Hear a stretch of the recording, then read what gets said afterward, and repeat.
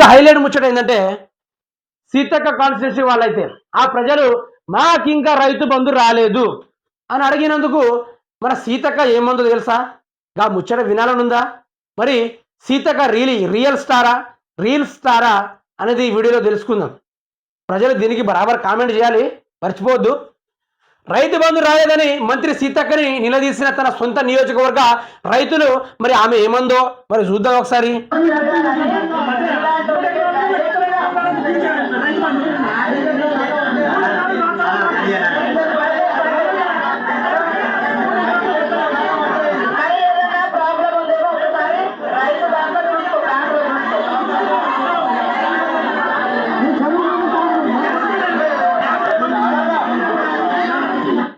మీకు అర్థమైందా?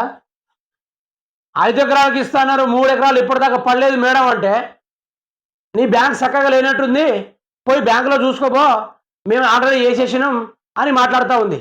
బ్యాంక్ చక్కగా లేదా మేడం సీతక్క? ఏమక్క సీతక్క బ్యాంక్ లేదా? అరే అకౌంట్లో ఒక 100 రూపాయలు దాచుకుందామంటే బ్యాంక్ కూడా సరనా పోతా ఉన్నాడు, నెల కాగానే పోతా ఉన్నాడు. ఒక ప్రతి ఫస్ట్ తారీఖు వస్తే మాకు భయం అనిపిస్తుంది ఆ 100 రూపాయలు ఏడకట్ చేసుకుంటాడా అని. ఆ బ్యాంక్ కూడా అంత ఇంట్రెస్ట్ ఉండి అంత బ్యాంక్ యాక్టివ్గా ఉన్నప్పుడు మరి మీ రైతు బంధు యాడికి పోయింది మంత్రి సీతక్క గారు? యాడికి పోయింది? బ్యాంకుకి వెళ్ళి అకౌంట్ సెట్ చేయించుకోవాలన్నా? అయితే మీ రైతు బంధు ప్రాసెస్ కరెక్ట్నే ఉందా? మీ రైతు బంధు ప్రాసెస్ కరెక్ట్ ఉందా? అంటే మీరు వేసిన 1000 కోట్ల రూపాయలు 70 లక్షల రైతులందరికీ అందాయా? ఏం మాటలు మాట్లాడుతున్నారు మంత్రి సీతక్క గారు? ఒక 10లో ఉండి మాట్లాడాల్సిన ముచ్చట ఇది. బ్యాంక్ చక్కగా లేదంటారు. బ్యాంక్ చక్కగా రాష్ట్ర రైతాంగం వారు ఈ సీతక్క ఇన్ని రోజులు రియల్ స్టార్ అని నేను కూడా అనుకున్నా. మరి రియల్ స్టార్ అని ఈ ముచ్చటతో నాకు కూడా అర్థమవుతుంది. మరి మీకేం అర్థమవుతుంది?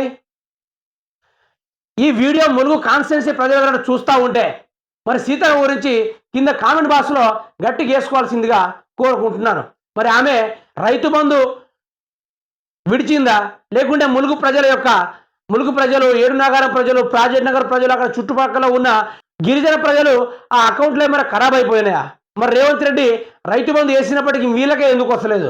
రాష్ట్రంలో అక్కడక్కడ మెరుపు మెరిసినట్టుగా రైతు బంధు పడినప్పటికీ ములుగు కాన్స్టిట్యున్సీ ప్రజలకు ఎందుకు పడలేదు అనేది ఇక్కడ క్వశ్చన్ మార్క్. మీరు దయచేసి మన కామెంట్ బాక్స్లో కామెంట్ తెలుపుకోండి.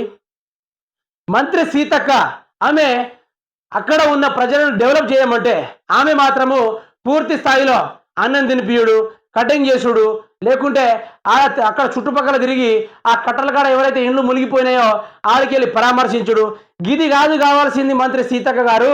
మీరు ఈ ఎండాకాలంలో ఆ జంపనవాగు నుంచి పొంగి పొరలు వచ్చే నీళ్ళకి ఆడ చుట్టుపక్కల ఉన్న ప్రాజెక్ట్ నగర్ కావచ్చు, ఆడ దగ్గరలో ఉన్న చిన్న చిన్న గ్రామాలు కావచ్చు, అవి పూర్తి స్థాయిలో కొట్టుకోబోతూ ఉంటే మరుసటి రోజు అన్నం సంచులు పట్టుకొని వచ్చి వాళ్ళకి అన్నం మిట్టుడు కాదు మంత్రి సీతక్క గారు. మీరు మీరు మంత్రి పదవిలో ఉన్నారు. ఈరోజు గతంలో ఉన్నప్పుడు మీరు ఆ డబ్బులు శాంక్షన్ వచ్చిన డబ్బులు మీరేం చేశారో ఎవరో ప్రశ్నించలేదు. కానీ ఈరోజు మీదే అధికారం ఉన్నప్పటికీ, మీ ప్రభుత్వం అధికారంలో ఉన్నప్పటికీ ఏదైతే అక్కడ ఆనకట్టలు నిర్మించే ప్రదేశం ఉందో ఆడ ఆనకట్టలు నిర్మించండి. ఈసారి బీభత్సమైన వర్షాలు వస్తాయి. ఆ వర్షాలు రావడంతో మరిన్ని కుటుంబాలు కొట్టుకుపోయే పరిస్థితి ఉంది. దానిపైన పట్టించుకున్న మంత్రి సీతక్క గారంటే మనకు అవన్నీ అవసరం లేదు. మేడారం సమ్మక్క సారకని ఎవరు తిట్టిల్లు? అరే మేడారం సమ్మక్క సారక ముచ్చట మాట్లాడుకుంటే గన్ని 1000 కోట్ల రూపాయలు ఏం చేశారు మంత్రి సీతక్క గారు?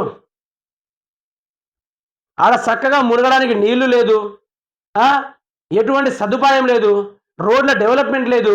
ఆ దుబ్బల జాతర జనహోరు నడుస్తూ ఉంటే ఇటువంటి జాతర కనుల విందు అని ప్రజలు అనుకుంటా ఉంటే ఆడ చక్కగా నీళ్లు లేని పరిస్థితి.